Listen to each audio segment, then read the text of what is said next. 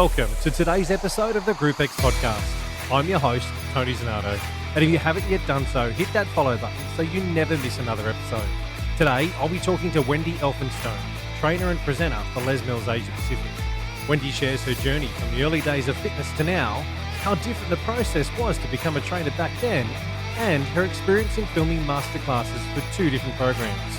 So grab your favourite beverage, sit back, and enjoy the show.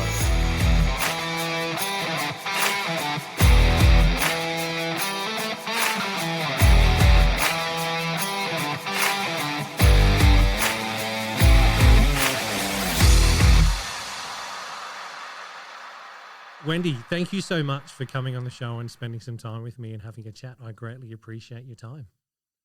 Pleasure, Tony. I'll always make time for you. Thank you. You know that. Thank you. It's so nice to see you as well. We've chatted a bit over the last couple of years, but not face to face. I haven't seen you in years, so it's nice to sitting here on Zoom and actually see your face as well. So it's you're looking good. Yep. Thank you. Thank you. The lighting is right. I've got a halo. Love that. Love that. Hey, I'm obviously coming on the show. I'm going to be asking you a lot about you, where you've come from, your background, that kind of stuff. So I want to start right from the beginning. Can you tell me and the listeners how you got into the fitness industry? What was the first experience for you in this space? Oh gosh, we're going back to probably the early 1990s. Yeah. I went to uni, obviously, and let myself get a little bit chubby, as you do when you go to uni. As you do, yes. Yeah. You discover alcohol, the pill, and anything that mum hasn't cooked. Yeah.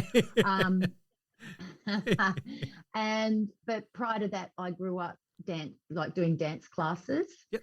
And even like in my, say, year 11, 12, I ended up teaching dance to little kids. Okay. So when I went off to university, I studied to be a teacher. Yep. But towards the end of my university career, and probably about 3 sizes up in jeans and you name it, it was time to do something about it. And my friend said, hey, let's go to the gym. Yep. And so we went and ended up in a aerobics class. Yep. And I just loved it. For me, it was the combination of movement and music. Yes. And I was there in my like long legs and leotards, but with a baggy t-shirt over the top. And my parents, you laugh at this, my parents paid for a gym membership. They said, okay, if you want to go, we'll pay. Yep. And it was in Launceston at Health and Fitness World, and it was $365 for the year. Yep. So you think, love that, a dollar a day. Yeah. And so I thought, well, if mum and dad have committed to paying that, I will go every day, or every day that I could. Yeah. And so from being up the back row in my baggy t-shirt, over time I made it up to the front row, watching myself in the mirror with I lost the t-shirt at some stage, and I just fell in love with. It was like dancing in a way, in its own form, but I just loved the music, the hype, and the group, and definitely the people up on the stage as well. They were so inspiring. I remember one instructor, Andrea Tiffin. She was like I was in love with her. She was amazing. Yeah. And I know she has taught Les Mills programs for many, many years. I think she still might even be teaching. Okay.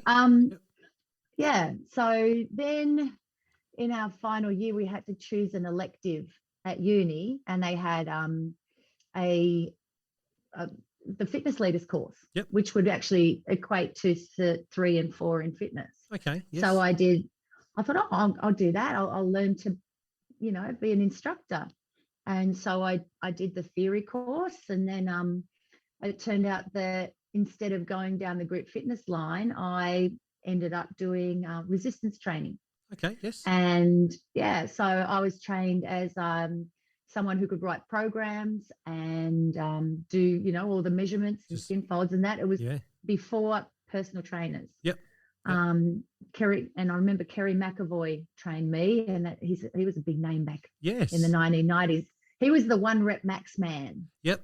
And saying, go home and grow. I Yep. remember that. It was like, do your training and then go home and grow. Right, yeah. So resistance training was my thing. I was one of the women like in the weight room. Yeah. I was quite big at the start. So, like I scurried around. Yeah. I was going to say like a mouse, but I was like the size of a house. Yeah. Trying to, and have you finished with that bench? Or and not getting eye contact with the big fellas. Yeah. But I love weight training, and then probably about 6 months later, I did the exercise to music module, and that's when and actually circuits were the big thing. Yes. Funny that they're the big thing now as well. Yeah, it all swings around. Swings and roundabouts. Yes. So that was my introduction, and then of course coming into trying to get classes, but it was all freestyle, like had to make it up myself. Yeah. And I was shit. So we're talking like the old. I love that. That's a complete honesty there, guys. That's. I was shit. I was shit. I remember, like, I could do it and I could teach it. I just couldn't make it up. This is the Group X podcast. So, I'd go to all their workshops and be totally inspired. Yep. And then come back and I'd be just unable to create anything from scratch. I remember so that. That was.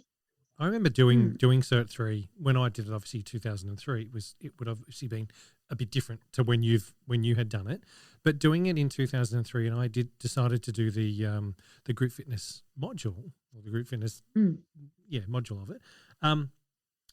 I got help because I had no idea. I'd been riding bikes. I'd been riding indoor bikes. That's all I ever did in the gym. Ride the bikes, go and lift the weights. Ride the bike, go and lift the weights. When I decided I wanted to do group fitness side of things, I had to do this freestyle routine. I had to go for 3.5 minutes. Now, 3.5 minutes when you're used to riding a bike,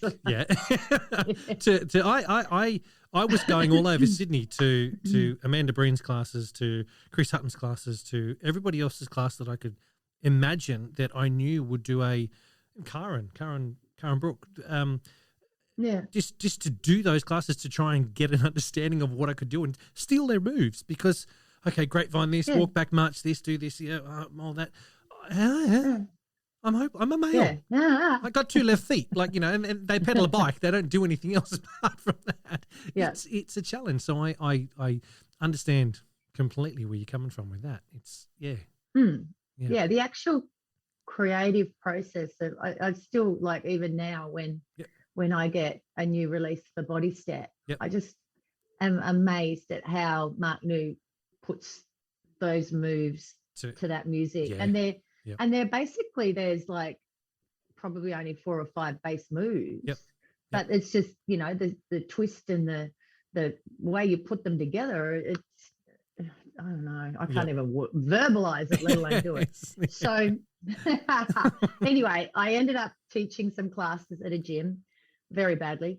And also I was doing personal training even before there was such a thing as personal training. Yep. And the owner of the club said to me, hey, there's this thing that's coming to Australia and it's called Pump. And it's weight training in a class. And I went, sign me up straight away. I just loved weights. The best of both worlds for you there. It was group fitness and weight training. It's like, hello. Yeah. And then, of course, they look so cool. Yeah. With the pictures with the glasses and the bandanas and the Mike McSweeney outfits. And, of course, Emma Barry looking like an absolute goddess. Yeah. So I just wanted to be that then. Yeah.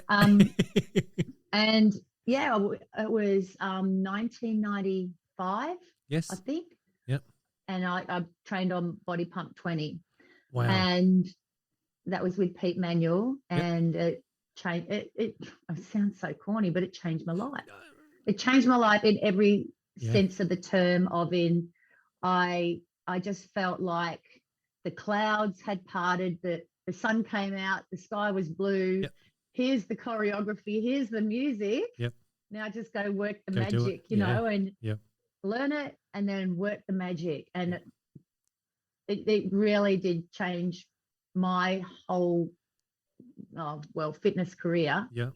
thereafter. So Body Pump 20. But also Body Pump 20. Yeah. So last release, the last release was my 100th release of, because it was 119. So I counted, I went, hang on, no, 120 isn't my 100th. It's 119 is my 100th.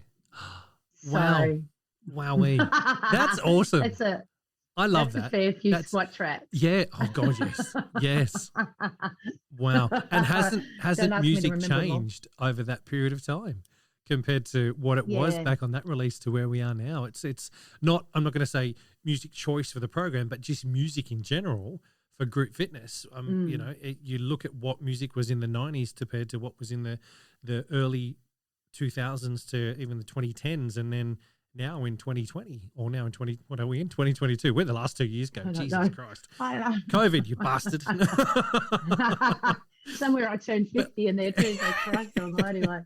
I'm catching you. I'm catching you. We won't tell people how old I am, but I'm catching you. I'm catching you. But it's just in that music, you know, what you were saying before around fitness to music, it's changed and evolved so much from some Pump 20. I mean, I remember back in the days for me for North Sydney and when Shannon was there and borrowing some of her CDs back then just to listen to some of the music and some of the old stuff. I think I've still got it on my laptop. It's gold. Like gold. I love the old stuff. It's just, it's a workout. And as soon as you know what it is. You know from doing it so many times, you hear the music and you're like, yeah, that's 3, 1, 2, 2, 4, 1. Yeah, I got that. Yep. Well, four, that's four. how it kind of, that was how it kind of was in the early days. You could, without looking at the choreo, you knew what the backtrack was going to be. But that was what made it so good. It was, you know, we knew the workout, but it was the music that sort of got you and went, yeah, come on, this is it. It was actually, not saying it's not brilliant now, people that are listening. I'm still on board with the music and stuff, but that's my era back in the it was a different era as well. It was very, so the music in the, let's say the turn of the millennium. It was really uplifting. It was very, you know, it wasn't, I'm going to say poppy, but that dance house kind of music, it was its own genre, you know. So when music started really to evolve away from instruments into more electronic online stuff, and the sounds that they were able to get just changed everything. And it's, you know, don't get me wrong, I still love going to see a live band. You know, I think that you can't beat going to see a live band, watching someone drums, guitar, bass, singing, doing all that kind of stuff. But there is still talent in watching someone get software on a computer and put something together and make that happen is amazing. Yeah. This is the Group X podcast. Pump was your first program that you trained in. Yes. Yep. Yeah. So and it was that weekend. It was that weekend with Pete. It was actually, I think it was 3 days. So you come back 2 weeks later. 2 weeks. Yeah. Oh, wow. But it was then that I just knew straight away that I didn't want his job. I wanted to do what he did. Yeah. Yeah. And I think that's a difference too. You know, some people, I want your job. No, you don't have to have my job. Yes. You can still be in this space and do what we do. Yeah. Yeah. Follow your own path and see what happens. Yeah. But I don't know whether it was the school teacher in me that wanted to, you know, educate in this field or what. But, you know, and having trained as a school teacher at the same time as becoming an instructor, it kind of made a bit of sense to but I didn't think along those lines. I didn't tell anybody for quite a while. And so I just started teaching pump and badly freestyle steps still. Hey, you were doing it. That's the main thing. You're out there giving it a shot. Yeah, but pump was definitely the number one love. And then it was, I think it was 3 years later. I had just trained in Body Step. Yep. And we went off to a network convention, and in the opening address, so like from Tassie flew to Sydney, go to do a network convention. It's a Patsy Tierney. Yeah, Patsy Tierney. She was like 3 times runner-up world champion, I think. She was always, like the bridesmaid, and she gave up. Yep. She thought, well, that's it. That's as far as I'm ever going to go. And I think she said she retired for about 6 months, and then she said, I'm not done. Yep. And so she went back to training and went back to basics, and she won. So she became world champion after that. And so she made us say to the person next to us a little dream that we'd had, that we hadn't told anybody. So because she said, when you share your hopes and dreams, they're more likely to come true. Yeah. And so I looked at the girl beside me, and who was a friend and an instructor, and I said, I want to be a Les Mills body pump trainer. Yep. And I was expecting her to go, oh, fuck off. Reality. Yeah. Come back to earth, minion. Oh, you're awesome. and she just went, you'd be great. Yep. And I went, oh. And I think it's actually what spurred me to go, okay, well, I'll just send an email. Yeah. I didn't know what to do. I didn't know, Yep. I'll just send an email to Les Mills, because we were the beginning ones. I think we, like Body Pump 20, I think there'd been like some trainings on Body Pump 19, but then basically, it had kind of taken off. Yeah. So there was no real processes as to how you become a trainer like there are now. Yeah. So I just sent an email, and the email ended up going to a man by the name of John Kelly. Yes. And Wow. And I heard back from John Kelly and Wayne Lacey.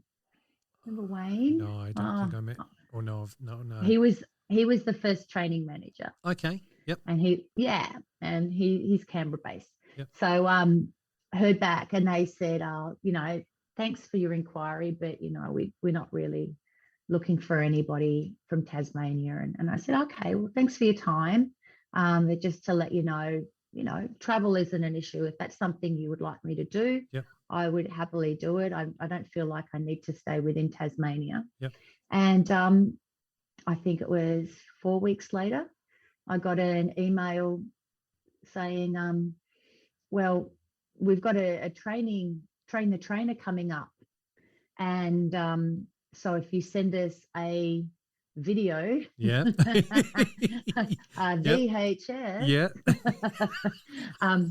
and by then I'd only been teaching Body Step 3 months. I think I had 1 release under my belt. Yep. And I just got certification. So, because you'd send your video, whole video in. Yeah. And so they said, send us a video of your classes and we'll let you know. Yep. And then, I got invited to go to Sydney to attend the Train the Trainer for Body Step. Yep. Yeah. So for not Body Pump, but for Body Step. And I, I was crapping my pants because I'd been what I considered the world's worst, freestyler. Yeah. To all of a sudden going, and now you're possibly going to be on the training team for Body Step. Wow. So great. Oh shit. Fuck. So run me through what was going through your head when you rocked up to this training session. What were you thinking? What were you feeling? Well, I had to fly to Sydney from little old Tassie. Yep. And I had no idea even where I was. Like I'd been to Sydney before, but to actually find yourself. This is in the days before there was mobile phones or. Yep. I didn't have a mobile, or did I? I can't remember. See, I'm getting old. Turn it up. No Google Maps. No, Christ, no Ubers, none of that kind of crap. It was you'd get in a taxi and this address, please. Yeah, and you're not being from Sydney. Right? Yeah, okay. I hope like hell this guy's going to get me to the right place. And don't ask me for directions, buddy. I had to go to a travel agent to get me a accommodation near the event. I remember it was the Manly Leagues Club Oh, wow. was where Yep. where I was going. Yep. And I had no idea. I knew where Manly was, and I still don't know. I can't remember where or not the hotel was. But anyway, I ended up in this hotel. Yep. And then I think I was just like a little mouse. Yep. I went to the venue. I found the venue at the Leagues Club, and I'd never even seen a Leagues Club before. Yep. Like it was like, it's like, we're going to a footy club. What the hell? Yeah. Is this a casino? Yeah. Because like in Tassie we didn't have anything like, we have football clubs, but not like pokies and stuff. Yeah. Anyway, so I went there, and I felt like I belonged, like that because I'd been invited. Yep. and that sort of thing. But then I just felt very out of my depth. Yep. But I must say, like, I people might think that I'm very out there, but I'm not. The way I present myself, people probably think that I'm really social, but I'm not. Yep. I'm actually I'm the person, if I went to a party and I didn't know many people, I'd probably hang to the side and then I'd probably make a graceful exit. Because, so I was kind of hanging on the perimeter, and there was probably only about 15 of us anyway. Yep. And I remember seeing Lisa Osborne there, and Lisa had trained me. So, that was at least somebody I knew. Yeah. And I met John Kelly. John was there. Yep. And then there was this girl. She was tallish like me, and very black hair and amazing striking features. And she came up to me and she said, "My name's Shaz." And we became lifelong friends. So that's Sharon Susie. Yep. And that's why I get choked up, because she's my best mate. I love that. She's my best mate. And she said, "Are you nervous?" And I said, "Yes." And she goes, "Oh, come here." And she gave me a big hug. And ever since then, Thank you for sharing this with us. Seriously, thick and thin. I can see, like, the listeners can't see, but I can see how this is. But thank you, because that's the authentic stuff we were talking about before coming on to record this. That's the unique stuff about you that I think so many people are going to gel with. You said that you're not that type of person that's really outgoing, and it's funny that the people that I've interviewed so far for this, almost everyone's the same. That you know what, you've got a skill set that's bloody amazing. You guys are fantastic, and I know that I'm not the only one saying it. There's so many people that are going to be listening. They're going to be going, yeah, Tone, you're right. These people you're talking to, and you are one of them, that are, you have a unique skill set that is fucking awesome. Yeah, you when you're out there, and you said, you're a bit shy and that kind of stuff, that doesn't come through at all. None of that comes through. You say that you go to a party and you sit there at the side of the room. When you first said it, I smiled, because I was like, yeah, sure. Yeah, sure. That's not the Wendy I know. But it is. But the good thing that I think is group fitness not covers it, but it brings out a different side of you. Yeah. You ooze control when you're up there. People are hanging off every word you say, and that's huge for not an introvert. Maybe introvert's not the right word to use to describe, but extroverted introvert when you're up on stage. Yeah, someone that really comes out and does it. That's what it is, isn't it? Extroverted introvert. Yeah, I think that's what they say. Yeah. So, thanks, but seriously, thank you for sharing that emotion with us on that. I appreciate it. Sorry. I've got to look, I want to try and get in contact with Shaz as well, and see if I can get her on the show. So yeah, Shaz, if you're listening, watch out. You're coming. I'm coming after you. Yeah, coming after you. But so we got the choreography for the next release. Yep. A couple of days before, like the cassette arrived in the mail. Oh, gold. The cassettes. That was before CDs. Yep. And the photocopied notes and the video. Yeah. And I had to learn it before I got there. And then we got a track. I hadn't even taught the track, and had to present it to Lisa Osborne and John Kelly. And I had to teach everybody else. Wow. I can't remember it, but I must have done okay because They didn't they tell you to go home and they pack your didn't, bags. yeah, they didn't, yeah. I remember it. Yeah, that night after the first night, I went back to the hotel and I phoned my family and I said, I don't think I belong here. And they said, why? And I just said, I don't know. I'm just overwhelmed. Yep. And Yep. but I, clearly was committed to going the second day. Yeah. And no one ever made me feel like I wasn't welcome. It was Yep. just my own Just insecurity. internal. And I Yeah. think, Yeah. Internal stuff. yeah. Yeah, That's yeah, brilliant. a lot of negative internal dialogue, which Yeah. is based just on insecurity and Yep. I guess lack of confidence. Yeah. I think we've all got that in some way, shape, or form, and I think as group fitness instructors, it helps. Being a group fitness instructor helps deal with that and helps put that in its place when it needs to be put in its place. You know, we can. I'm not going to say act when we get up on stage, but it is almost like an act. You get up on stage, you're in front of a class of people. You're there to do your job. You do your job and you do it well. Yeah, you can get off the stage and then crumble to pieces if you need to after. But it's when you're up there doing it. It is what it is. I love hearing that. I love hearing that story of you going in there and that. So what happened on day 2? How did day 2 go? Yeah, day 2 was good. Yep. So we had to present, and then it was similar to what a lot of modules are like. Yep. You know, you receive feedback and then I think, well, basically that weekend it was all about body step and going through the module itself and what it looked like and that sort of thing. And I think they were also testing the waters to see, you know, were the people who were there the right fit for the team as well. Yep. So, you know, and were you able, we might have even had to have presented a little piece of the module. Yes. Yep. We might have. Yep. So, don't hold me to that. No. Right, fact check that one, everyone. Fact check that one. No, that's brilliant. This is the Group X podcast. I want to ask you a question in relation to your first module training that you did alone. Alone. Where was it? How was it? I think my very first one, so it was back in the day of like no Google Maps, right? So I got flown to Melbourne and had to go and teach in Geelong. I've never been to Geelong before. Yep, I have never been. So, yeah. I get off the plane in Melbourne, turn me around 3 times and I'm screwed.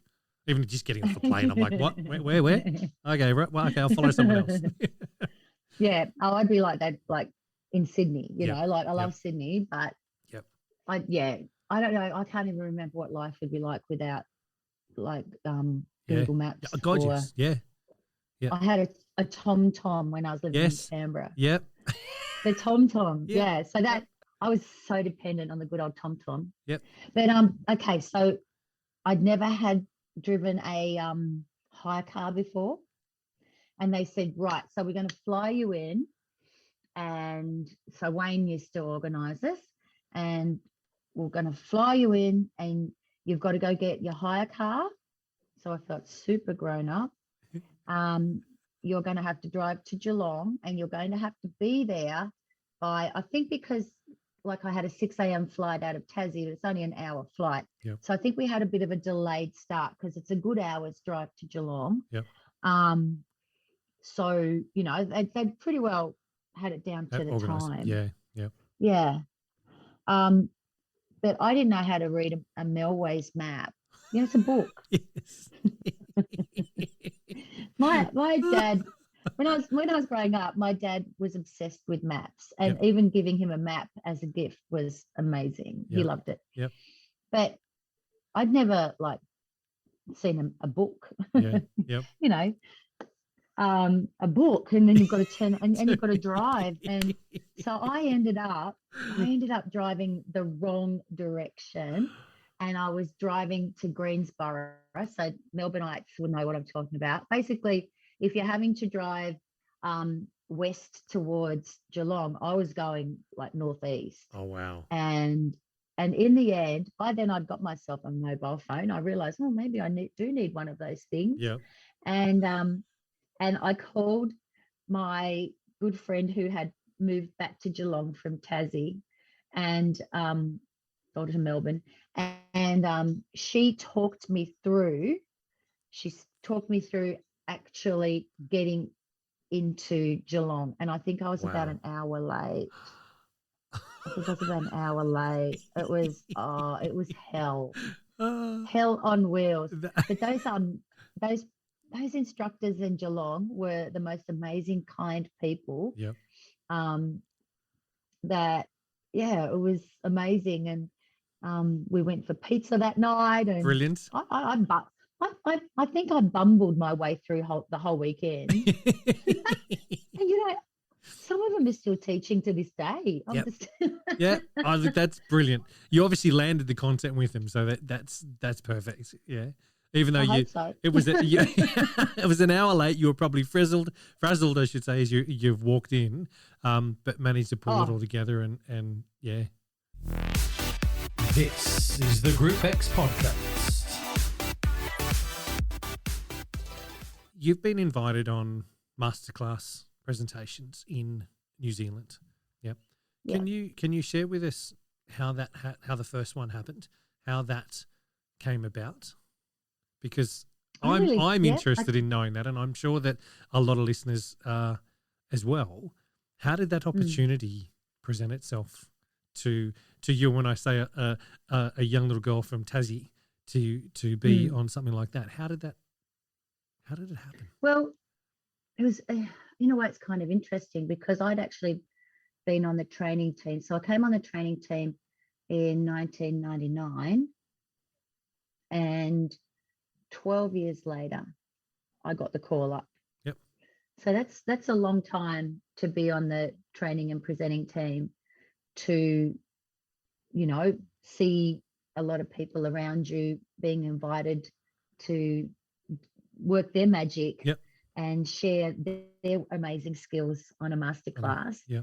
And, be happy for them, but also be patient, Yep. And I guess in a way I'm lucky that my mum always brought us up saying patience is a virtue. Yeah. I mean, why isn't hurry the fuck up a virtue? Yeah. But anyway,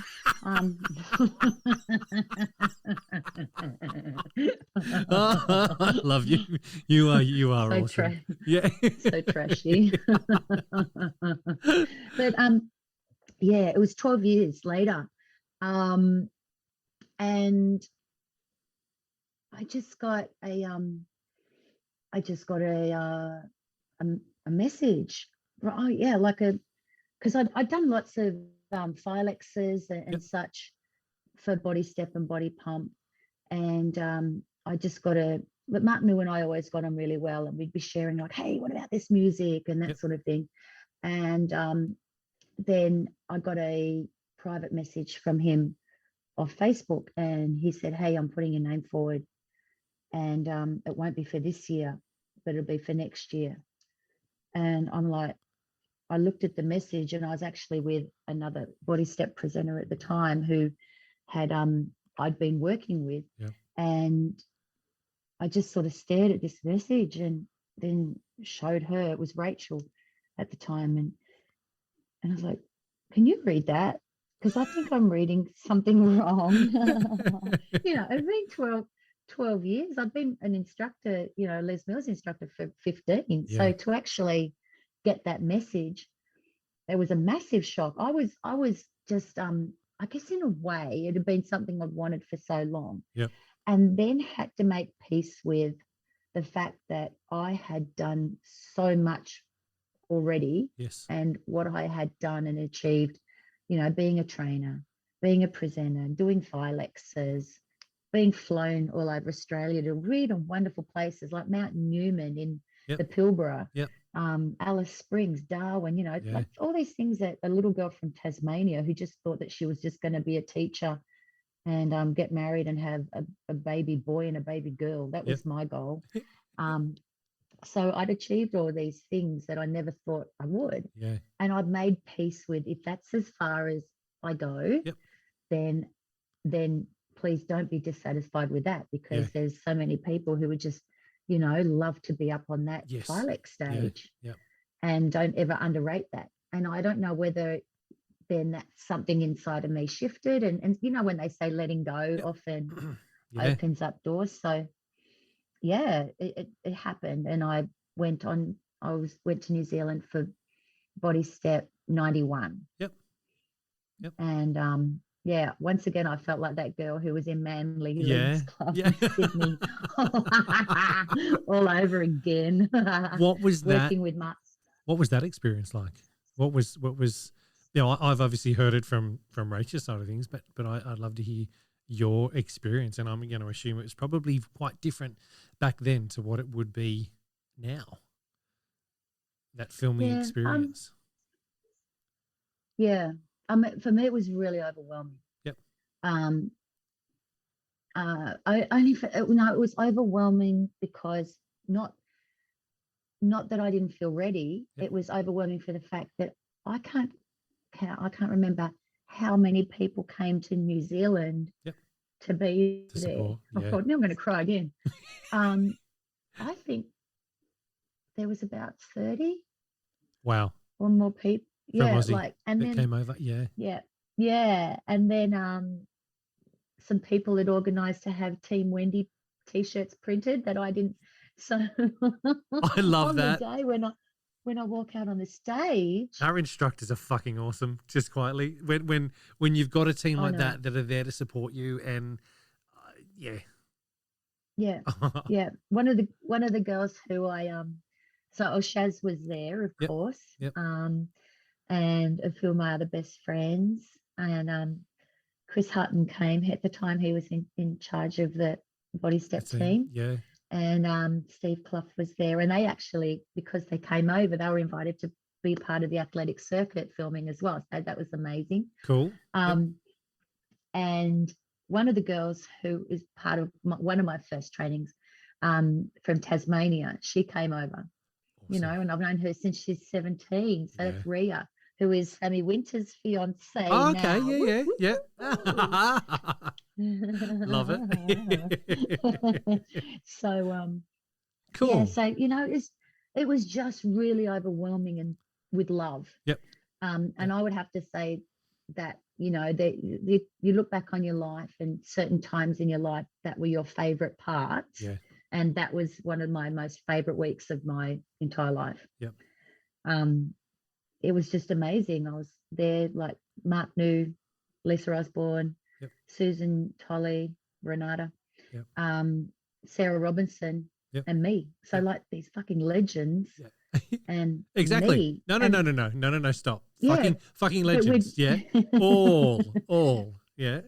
But we had worked so often together anyway over the years that I just felt an integral part of it. Yeah. The only thing at the time that I'd say was learning was the fact that at the time they were changing the coaching model and there was a lot more structure. Yep. So I also learned a lot that I could come back and share. Yeah. And I think the part of filming that's the most important thing, I think, as a presenter and a trainer, is the learning that you get from it at the time. Yep. Because it's something that you just can't buy. Yep. It just happens a life experience at the time. Yeah. And you learn a lot while you're there. And it's just a lot about yourself and how you perform under pressure and how then you structure your presentation. And it's just a tiny little moment in time. It's like a track or two. Yep. But it's you learn a lot about yourself. Yep. And I also learn, that I think I have this thing. Now I've read about it, but it's called imposter syndrome, where you don't believe you are the person or in that position, or that you deserve to be there. It's like, say for example, I'm a special needs teacher. Yep. And I feel like I should be the expert in everything special needs then if I'm the teacher. Yeah. But I learn something every day, and therefore I have a moment every now and then going, am I right for this job? Yep. And it's the same sort of thing with presenting, and especially on masterclasses. It's like, you know, people go, oh, that's amazing, you're this, you're that, you know, because you've been on a masterclass. And it's like, hang on a minute, like I'm just little old me from Tasmania who, you know, who just thought that she was going to be a teacher or mum, and that was it. And so it's the good old imposter syndrome. It can actually do your head in at times. Yeah. But you just got to keep it in check and go, hang on a minute. I mean, I guess the opposite is where ego takes over too far. Yeah. That don't help either. True. This is the Group X podcast. How many masterclasses have you done now in all programs? What, and because I know you're on pump and step. Yeah, I did body pump 102. Yep. And oh gosh, I think I've done 4 body step. Yep. So I've just done 1 pump, and then body step 91, 108, 119 in Sydney. Yep. And then the United release. Okay. Yes. Yeah. Brilliant. And it might sound crazy, but I think the United release might have been my favorite. Really? Oh, no, that's where did you? No. Because you filmed that. I remember seeing pictures. You filmed that in front of not in a lighthouse, in front of a pavilion of some Princess Pier. Yes. Yeah, it's a pier, an old pier in Melbourne. Yep. Where the amazing boats backdrop. From amazing. Yeah. So basically, that was, I think, the migration after like World War II, where all the ships came in, and you know, like all the Europeans were, you know, I guess processed, and then they came in to make a new life in Australia. So I chose that because, well, it looked nice, but also the surface, like for me, I freak out if the surface is uneven, and especially in step, like if that thing isn't sturdy, I'm freaking out. I don't like anything slippery underfoot. I don't know why step is my thing, because like fall down all the time. But I just loved it because I think maybe because at the time the world was really locked down, and it gave me an outlet or an opportunity to feel connected at a different level. Yes. Yeah. So, and I must say, you know, I'm kind of lucky because my backdrop did look really good. I got lots of opportunities to be shown on DVD. Good choice. That's I remembered seeing it, and it was an image that is just stuck with me. It's like, you know what, that looks amazing, and I'm sure that the experience of filming that yourself and then putting the whole thing together and watching it has been brilliant for everyone involved. So well done. It's cool. No, it was lovely. It was such an honor to be asked. Yeah. You know, it always has been an honor to be asked to be on a masterclass. You know, it I guess in a way it does feel sometimes like it's confirmation that you have achieved a certain level in your life. Yep. I remember when I filmed Body Step and Body Pump for the first time, one of the things I really wanted was just for people to be able to go, oh, that's my trainer. She trained me. She's still around. Oh my God, she's still around. And I guess then, you know, because we all love to see our trainer on the master classes as well. You know, that person trained me. So that was something I really wanted the people who I trained to say, hey, I'm here. Hello. Wendy, what does the future hold for you in group fitness space? Are you hanging around? Are you thinking about hanging the shoes up soon? What are you doing? Are you with us for a while? Yeah. Yep. Yeah. And you know, like I have considered pulling back. I have pulled back a little bit. Yep. I must say, like at the moment, I'm a presenter. I'm not a trainer anymore, so I'm not doing any initial training modules. We have so many great young, inspired trainers coming on board, or who I have can I say that again? Who have come on board. Yep. That, when it came time for me to do modules, I was like, yep, okay, tick the box and off we go. Yep. And then I'd see these young ones come in, they're so excited. And I thought, hang on a minute, maybe I need to move aside so that these guys get more opportunities. Yeah. And the trainees deserve that as well. Like I wouldn't say I was over it. Yep. I was just not as enthusiastic Yep. as the newbies. And that Yes. makes sense because like I've been doing it for 20 years. Yes. Yep. So I'm now presenting. Yep. And I have said if needed for day 3s, then, I'll do it. Yeah. I'm still at a club level. I'm still teaching 6 days a week. Yep. So awesome. Working full time and still teaching body pump, body step and RPM. Yep. Out of school hours. Yeah.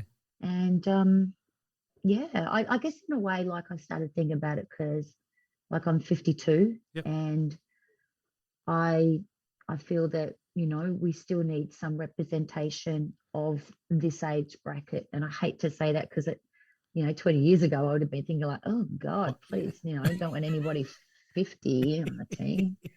And now I'm here. It's still, I'm going to say age is totally irrelevant when it comes to group fitness. And the only reason I ask is because I've obviously not teaching at the moment, and I know that there's a few people that I met when I first started that are no longer teaching or have started to change what they're teaching or dwindle away from teaching and pull away. But I think that's also, those that I'm thinking of have been doing it not full time, but probably, 15 to 20 classes a week. It is a full-time gig for them, even though it's not, 40-hour a week type thing. It's still a full-time gig. And I think as we get away from being younger, how's that for saying not old? Away from being as young as what we were, we get to that stage where family and lifestyle changes. We're not doing those things anymore because you want to do different things in your life. You want to experience more things and that kind of stuff. And I think that's why that was the reason why I asked the question, is just to sort of get an understanding on where you're at with it. I mean, I know that myself and a lot of people, a lot of listeners will be like, Wendy, don't you ever retire. Stop. No. Keep going. Keep going. Just keep going. We're going to support you. Just get in there and do it. And it's being around for that long. You've got a lot of followers, and thank you for doing what you do. On a pleasure. Level. Like it's to me it's a lifestyle. Yep. And I guess in a way, when it does come time to step away from the actual, say, like training and presenting space, it will be a massive thing for me because it is something that I've really kind of wrapped my identity around as well. Yep.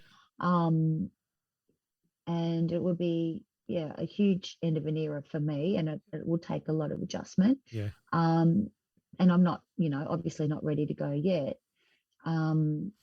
Maybe it might be a little shift or in perhaps some programs or something. Yep. Like as the joints may wear out in time, who knows?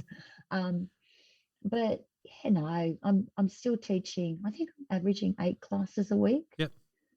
And I'm happy doing, quarterlies and stuff like that. And I just enjoy sharing the love in a way. And I do feel it's important to represent my age group because, in all honesty, most of the people in our classes are this age. 100%.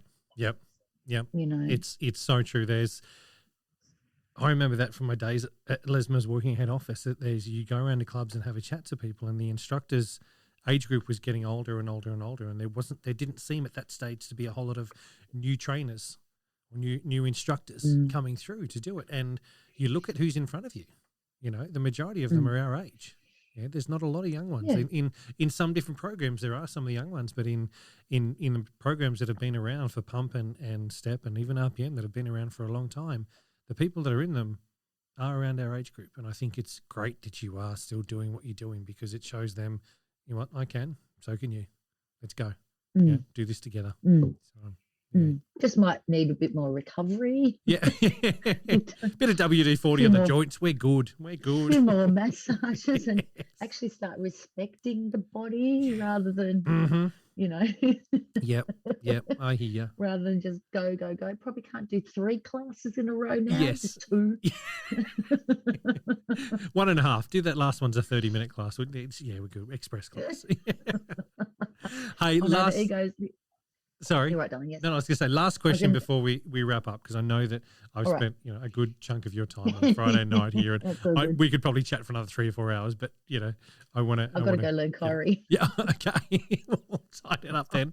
But hey, what bit of advice can you give someone that's looking to do what you've done, looking to be a trainer, looking to be a presenter, aspiring to be on a masterclass? What bit of advice could you give them from your years of doing what you're doing? I think obviously the number one thing would be to follow the right path to get where you want to go. So, like if you want to be an instructor, well, go through the processes and do it properly and see it through to the end. If you want to be a presenter, find out what the processes are and fulfill those requirements. Like, there's no sense trying to find shortcuts or looking outside the lane to see if, or how did that person get there? Just go through the processes and do it right, because at the end of the day, that comes down to integrity, and integrity is a great quality you need to have as an instructor, presenter, trainer, masterclass presenter, and the more that you become somebody in the public eye in whatever arena you're in, if you don't have integrity, people see through it. I reckon another thing is, be yourself. You can't be anybody other than yourself. And I know these all sound very obvious, but if you're not genuine, then how can you actually shine if you're trying to be somebody else? Someone you're not. Yeah. You got to shine in your own light, be you. And I think in a way, sometimes that becomes more apparent as you get more trips around the sun. The older you get, the more you become more comfortable in going, well, this is me, Love it.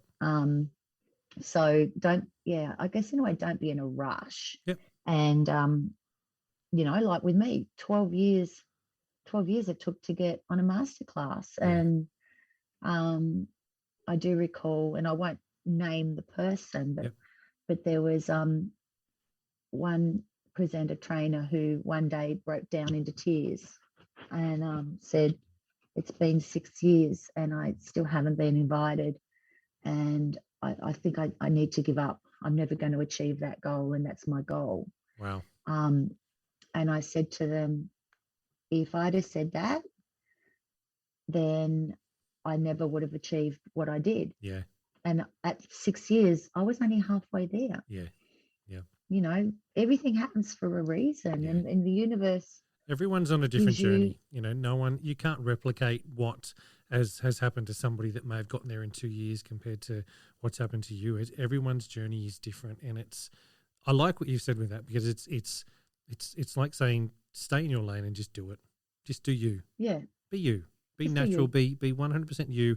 If it's meant to happen for you, it's going to happen for you. Don't try and force yourself into it. You can suck up to all the right people you want, but at the end of the day, if you don't have it, you don't have it. If you do, you do. And it happens, for the right reason. Yeah. And I think, and when you say about like sucking up, I don't have those skills. Yeah. And I have seen other people who are amazing at those skills. Yeah. And I have seen opportunities come their way and I've missed out, and I've been, a bit like baby in the corner. Yep. And I've had to be at peace with missing out on opportunities. Yeah. But once again, maybe the opportunities aren't the ones that were meant for me anyway. No, it's, I think you and I are on the same page with that. It's strong believers of it. If what's meant to be will be. Yeah. If it's going to happen, it's going to happen. You can push it, but if you push it, is it real?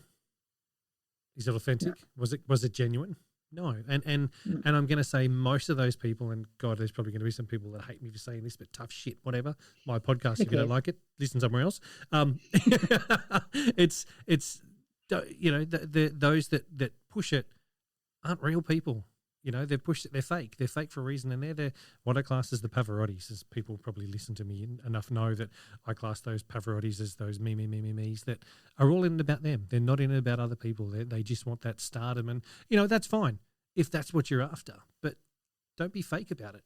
Just be real. Be you, because you're going to have more enjoyment on the journey. Well, trust me, I've still got footprints. Yeah. From other people running right up my back as they've clambered to get to the top. Yeah. And they got there. But guess what? I'm still here. They're not. Yeah. No, I love that. And that's the thing, like I just think if it's something that you really enjoy and if it's something you really want, persist and be patient. Yeah. And a dear friend of mine who I met, I trained him. He would know exactly the date, but I think it might have been 2008, around then. So he's always wanted to be on the team, and he's done everything possible, that Les Mills has asked. Yep. And a couple of weeks ago, he made it. Excellent. He's just been appointed to the team. Yep. But how many years have passed? Yeah. Yep. And it hasn't been easy being patient for him. Yep. But, I've always said to him, just hang in there and you just be your authentic self. Yep. You do you, boo. Yep. And if it's going to happen, it's going to happen. Yeah. And awesome. It fucking did. Excellent. Well done, whoever that is. Well done. I love hearing that. Stories are brilliant. Yeah. Wendy, thank you so much for coming on the show and having a chat with me and sharing your life and your we could story. keep talking, but I know. Look, we'll turn it off and we'll still keep talking anyway. But no, seriously, thank you so much for saying yes when I asked you to come on. Thank you for spending your time with me and sharing. I know that there's going to be a lot of people out there that will jump on and listen to this and gel with your story as well. So from me to you and on behalf of all them, thank you. Thank you. Thank you for asking me. It's always a pleasure, and I feel privileged that you asked me, Tony. You're welcome. So, cool. Thank you.